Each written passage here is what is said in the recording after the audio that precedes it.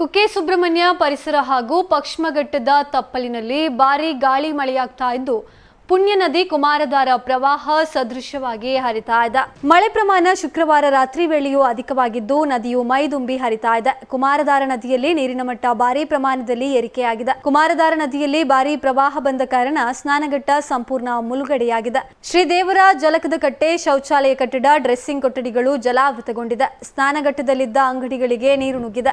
ಅಲ್ಲದೆ ಕಿಂಡಿ ಅಣೆಕಟ್ಟು ಸಂಪೂರ್ಣ ಮುಳುಗಡೆಗೊಂಡಿದೆ. ಇಲ್ಲಿನ ಪರಿಸರದಲ್ಲಿ ತೋಟಗಳಿಗೆ ನದಿ ನೀರು ನುಗ್ಗಿದೆ.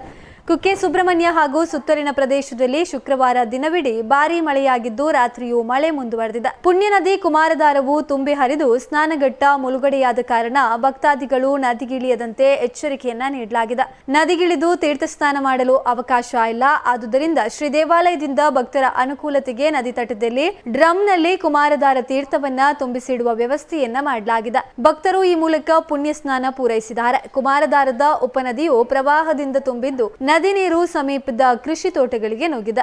ನಿರಂತರ ದಿನದ 24 ಗಂಟೆಗಳ ಕಾಲ ಭದ್ರತಾ ಸಿಬ್ಬಂದಿಗಳನ್ನ ಶ್ರೀ ದೇವಾಲಯದ ವತಿಯಿಂದ ಸ್ನಾನಘಟ್ಟದಲ್ಲಿ ನಿಯೋಜನೆ ಮಾಡಲಾಗಿದೆ. ಸ್ನಾನಘಟ್ಟದ ಬಳಿ ಬ್ಯಾರಿಕೇಡ್ಗಳನ್ನು ಅಳವಡಿಸಿ ಭಕ್ತರು ತೆರಳದಂತೆ ನಿರ್ಬಂಧಿಸಲಾಗಿದೆ. ಸುಬ್ರಹ್ಮಣ್ಯ ಪೊಲೀಸರು, ಶ್ರೀ ದೇವಾಲಯದ ಭದ್ರತಾ ಸಿಬ್ಬಂದಿ, ಗೃಹ ರಕ್ಷಕ ದಳದ ಸಿಬ್ಬಂದಿ ಭದ್ರತಾ ಕಾರ್ಯ ನಿರ್ವಹಿಸಿದ್ದಾರೆ. ತುರ್ತು ರಕ್ಷಣೆಗಾಗಿ ಎಸ್ಡಿಆರ್ಎಫ್ ತಂಡ ಕುಕ್ಕೆಯಲ್ಲಿ ಮೊಕ್ಕಂ ಹೂಡಿದೆ.